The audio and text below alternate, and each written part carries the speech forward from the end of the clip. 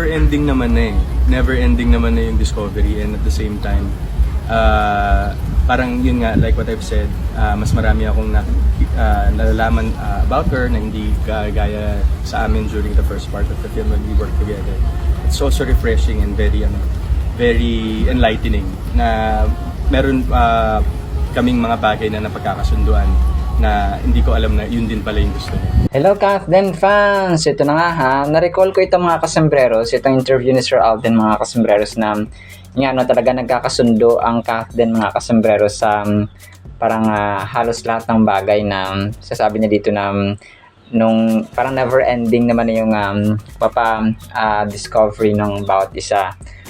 Sina Sir Alden at saka si Ma'am Catherine, yung mga hilig niya, yung mga gusto niya. Ito yung sasabi ko na meron silang common denominators. Marami mga kasembreros kaya common denominators.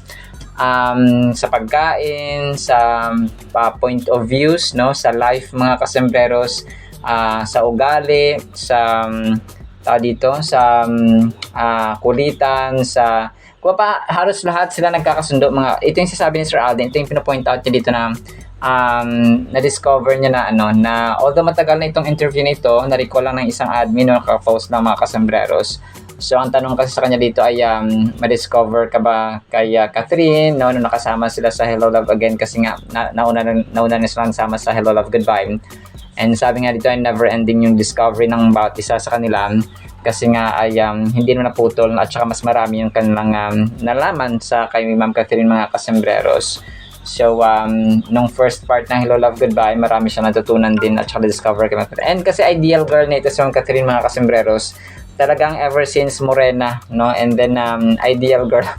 Parang dati, talaga parang crush na si Ma'am Catherine mga kasembreros. So, kung kaya, siya yung pinaka-ideal na babae, no? Gusto makasama ni Sir Alden mga kasembreros. So, although matagal itong interview na ito, ayan, na repost lang ng isang admin mga kaso. Kaya marami talaga silang and kahit na, sina Ma'am Ruby, talaga marami ang witnesses na rin na talaga nagkakasundo sila mga kasembreros.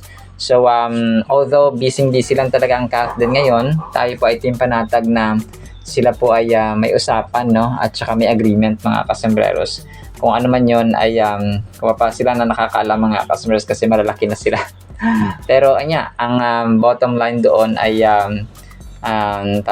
sila yung magkakatuluyan sa huli mga kasembreros at hindi si Mayor Mark Alcala na red flag mga kasembreros, no? Lalo kapag politiko mga kasembreros, kasi baka magamit lang si Ma'am Catherine sa mga political advance or adventure mga kasembreros. And then ito, so si Sir Alden, no, dun sa may kanyang pagbili ng sasakyan, para may tinanong siya na baby dito na what's your favorite car, parang Ferrari, something like that mga kasembreros, no. So hindi ko alam kung sino ito, kasi ang nakalagay dito isa na nag-post ay si Hey Macho Man. Tapos ang caption ay famous guy asked me about my favorite car. So parang yung baby si Hey Macho Man mga kasembreros, no.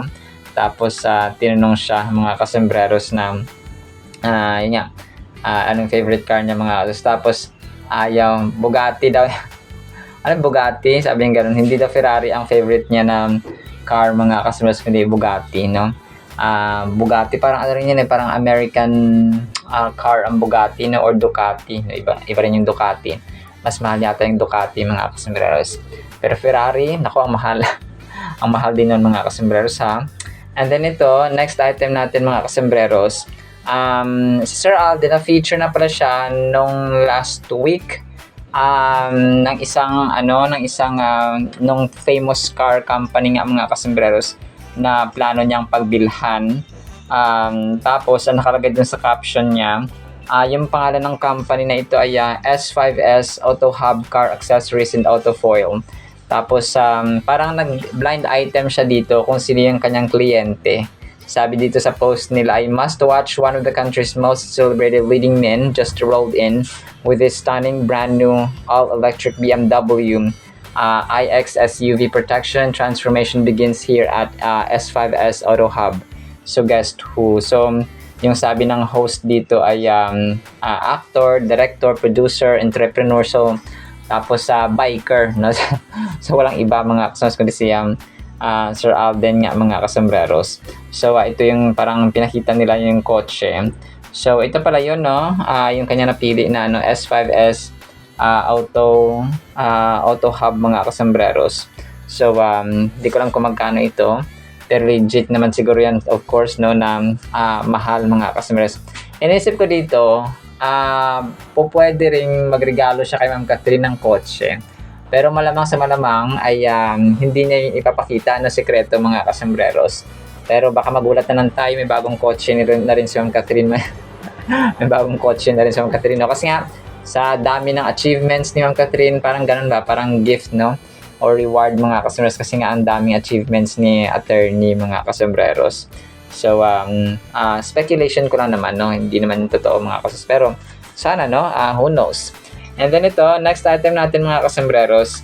So, yung isang admin nag-share na si Alden ay isang dog lover talaga. And sabi ng ang kulit ng caption ng isa, pati si Alden mahal na rin at saka dito, mahal na rin ng aso si Alden, sabing ganun. So, parang halos lahat nagmamahal mga kasambreros kay Alden, no? Kasi nga siya ay lovable naman mga kasambreros. Kamahal-mahal si Phenomenal Box Office Cinema King. Wala pong duda, no? 100% na kamahal-mahal. Yung mga bashers lang po ang hindi nagmamahal sa kay Sir Alden mga kasambreros. And then ito, post niya sa kanyang Instagram account. May dito, may pinost siya.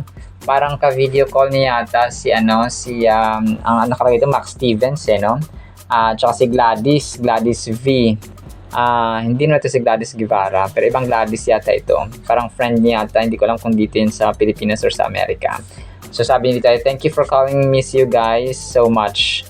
Tapos may kiss na emoji. Tapos Gladys V, Max Stevens, tapos Alden Richard 02. So ito po ay mga friends yata ni Sir Alden sa ibang bansa, no? Or kung hindi man sa ibang bansa ay dito sa Pilipinas na matagal na nilang hindi nakakausap or nakakasama mga kasambreros. And then ito, next item natin. So yung niya, no, post niya pa din sa kanyang may promo pala yung Sting, no? Parang tao dito, parang vote Sting Hataw for Panata Awards favorite campaign for 2025. So, sige, let's vote. So ito po ay parang sasali ang Sting mga kasambreros sa isang Panata Awards na tawag dito, no, na most favorite campaign of 2025. So pwedeng bumoto mga kasambreros sa Messenger at saka sa Panata Awards. So yung Panata Awards meron din para siyang app mga kasambreros, no? Try niyo pong i-search sa Play Store or Apple Store mga kasambreros. So sasama si Sir Alden, no, at saka ang Sting. Siguro initiative ito ng Sting mga kasambreros, kung kaya sinasabi ni Sir Alden dito na na pwedeng sumali sila mga kasambreros and mga katinatics. And then so yun actually pero ito mga kasambreros sa isingit ko, isang malungkot na kwento. Alam niyo po yung anak ni Kuya Kim Atienza na bunso na si Eman ay pumanaw. Nagulat ako kasi nung June ngayong taon lang ginawan ko siya ng collaboration video. Kasi ang galing mag-English nito ni Eman mga kasambreros. Talaga kanina lang, no? And ang isa pang nakakagulat dito, ginawan ko siya ng video. Yung vlog sana na ginawa ko kanina mga kasambreros prior to knowing na namatay na nga yung anak ni Kuya Kim Atienza na 19 years old lang po, no? Sobrang bata. Tapos gumawa ako ng video kaninang umaga. Si Kuya Kim Atienza, i-challenge ko sana siya ng paramihan kami ng alam sa scientific names. Tapos, nung in-edit ko na siya, bigla ko nakita na namatay, biglaan as in talagang nagulat ang social media mga kasambreros. Namatay yung kanyang anak, no? Wala pang malinaw na dahilan, pero ang sabi ng mga social media influencers din po na iba ay mental health issue, no? Kasi siguro nagsasuffer siya sa mental health, depression, and so on. Kasi yung susunod mga kasambreros. So grabe, kung kaya talagang sabi ko, gumawa nga ako ng video, no, na nag-condolences or nakikiramay ako kay Kuya Kim at saka sa kanyang family na nagulat talaga ako kasi alam niyo naman na ginagaya ko si Kuya Kim Atienza, no, na trivia kaalaman. So ako ay nagulat na ginawan ko pa siya ng collaboration video nung June ngayong taon, tapos nagulat ako na namatay siya. So condolences, no, talaga ako ay nagulat sobrang mga kasambreros na yung talagang sobrang bata, no, 19 years old, and sobrang galing ng batang ito. Nakita ko talagang sobrang galing mag-English, talagang grabe. Parang hindi ako makapaniwala, pero yun nga, sa atin naman, sa mga ito, paalala ko na lang din, no, pag may mga mental health issues sa ating pamilya, nakita natin lugmok na sila, wag nating gawing biro yung mental health issues sa mga kasambreros. Kailangan pakitaan natin sila na mahal natin sila, we care for them, mga kasambreros, no? And yun talaga nakakalungkot kasi hindi biro ang mental health issues, mga kasambreros, no? Depression, maglilid yan sa anxiety, depression, and then suicidal attempt, mga kasambreros, no? Nakakalungkot. So yun nga, no? Condolences kay Kuya Kim at saka sa buong family po niya. So by the way, no, yun naman po sa ating Kath din, tapos kay Kuya Kim at yan sa mga kasambreros na items po natin. Sana po ay pakinggan po natin ang napakandang salita po ng Panginoon. Today is October 24, 2025, mga kasambreros, no. Sana po ay pakinggan po natin ang salita ng Panginoon. At para po sa ating Word of God is sobrang relevant at ang ganda nito, ha. Ang title po natin ay Pusong Dalisay. Psalm 51 verse 10. Create in me a clean heart. Ito pala yung malinis na puso, O God, and renew a right spirit within me. So pusong dalisay, pusong malinis, mga kasambreros, pure or clean heart ang panalangin ni Haring David, no, na sana ay maangkin niya, mga kasambreros. And the same prayer ang dapat po nating pinapanalangin, mga kasambreros, kasi ang pusong malinis, ang pusong marumi ay nagmamatter po talaga sa harapan ng Panginoon. So kahit na tama at saka maganda ang ating ginagawa, kung ang puso naman natin ay nagrereklamo, kung ang puso naman natin ay kumaga pa nagmamaktol, at saka opposite doon sa tama at saka mabuting ginagawa natin, ay tinitimbang ng Panginoon, no, according nga sa mga Proverbs at Kawikaan, ay tinitimbang ng Panginoon, mga kasambreros, ang puso ng tao. So kung ano yung ating puso and ang ating action ay tinitimbang ng Panginoon. So kaya mas maganda kapag tayo ay tumutulong, for example, kapag tama ang ating ginagawa o mabuti ang ating ginagawa, ay masaya rin ang ating puso at masaya ang ating aura, mga kasambreros, ang ating mukha. So yan po ay pleasing at saka kalugod-lugod sa harapan ng ating Panginoon. So ang Psalm 51:10 ay isang heartfelt plea, no? Isang panalangin na mataimtim, isang request na mataimtim, mga kasambreros, na nagmula kay David, na nag-express ng kanyang malalim, no, na pagkagusto, deep desire, mga kasambreros, for transformation and renewal. So speaking sa kanyang puso, mga kasambreros. So as a historical context or historical background po, yung panalangin ni David ay pagkatapos niya magkasala, no, kaya Bathsheba, mga kasambreros, kasi si Bathsheba ay asawa po ng isa sa mga sundalo or leader or commander ni isa sa mga leaders or commanders ni Haring David, si Uriah, mga kasambreros. So ang asawa ni Bathsheba ay si Uriah. Si Uriah naman ay ang isa sa mga commanders na sundalo ni Haring David, mga kasambreros. However, nabighani doon si Haring David, nagkasala siya dito. Nagkaroon siya ng adultery, no? Nagkaroon siya ng dito ng pagkakasala, mga kasambreros, kasi inagaw niya, nabighani siya sa ganda ni Bathsheba, tapos pinapatay niya si Uriah. So doble-doble ang kanyang kasalanan, kung kaya kaya ito yung kanyang panalangin, mga kasambreros. So talagang nagkaroon siya ng remorse, nagkaroon siya ng repentance, mga kasambreros, kasi na-realize niya nandun yung kanyang desperation. Okay? Parang desperado siya na kailangan niya ang awa at saka kailangan niya ng cleansing, mga kasambreros, no? Yung paglilinis ng kanyang buong pagkatao at ng kanyang puso. Kaya yung kanyang panalangin ay pusong dalisay, no? Create in me a clean heart, no? Bigyan niyo po ako ng malinis, ng dalisay na puso, mga sa Panginoon, mga kasambreros, no, so that he will be renewed, no, parang magkakaroon siya ng reconciliation at renewal ng kanyang covenant or relasyon sa Panginoon, mga kasambreros. Nakagaya sa atin, no, lahat tayo ay nagkakasala, maging si Haring David, no, na tinawag na a man after God's own heart, kasi nga sobrang lapit ng Haring David, mga kasambreros, sa Panginoon. ay nagkasala at maraming kasalanan mga kasembreros, pero hindi niya hinayaang malamon siya ng kanyang kasalanan mga kasembreros. Kumaga pa, he was stumbled thrice mga kasembreros, pero nilagpasan niya ang pagbangon niya, no? 4, 5, 10 beses mga kasembreros ang kanyang pagbangon at pagsauli sa Panginoon mga kasembreros. The phrase, "create in me a clean heart," reveals a longing for purity, dalisay, and a desire to be right with God once again. We can all relate to moments when we feel burdened by guilt or the weight of our wrongdoing. So yun, no? Lahat tayo nakaka-relate. Very relevant ito mga kasembreros kasi may mga nagagawa tayong kasalanan, we need reconciliation, we need God's forgiveness and His mercy mga kasembreros. Kaya sa panalangin natin, after we pray, we should hate that sin over and over again mga kasembreros. So ang verse na ito nagre-reassure sa atin na we can come before God acknowledging our need for change, and He can produce a new heart, no, bagong na puso at pusong dalis in us. We often forget the dynamic relationship with God.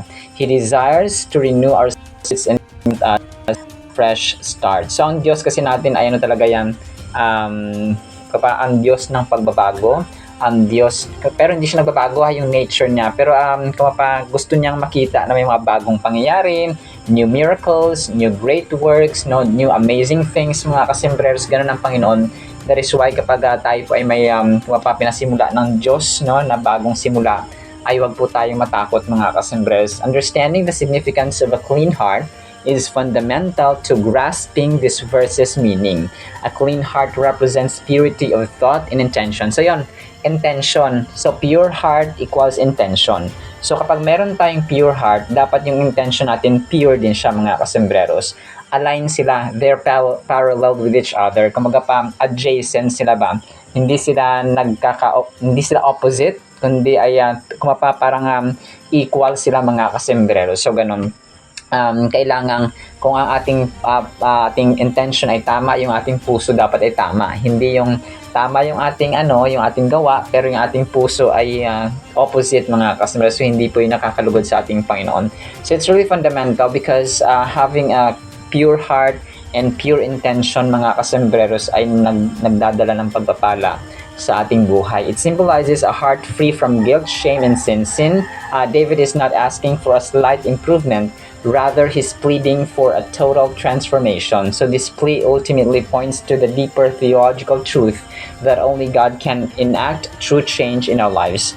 So hindi lang si David nag-ask o nanalangin ng partial or mababaw na pagbabago, but he desired, and he prayed for a total transformation mga kasembreros.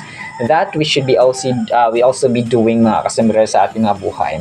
He creates, so sabi, He doesn't just wipe the slate clean, He creates something new in us. The right spirit signifies a spirit steadfast in faith and obedience. So pananampalataya at pagsunod mga kasembreros, no?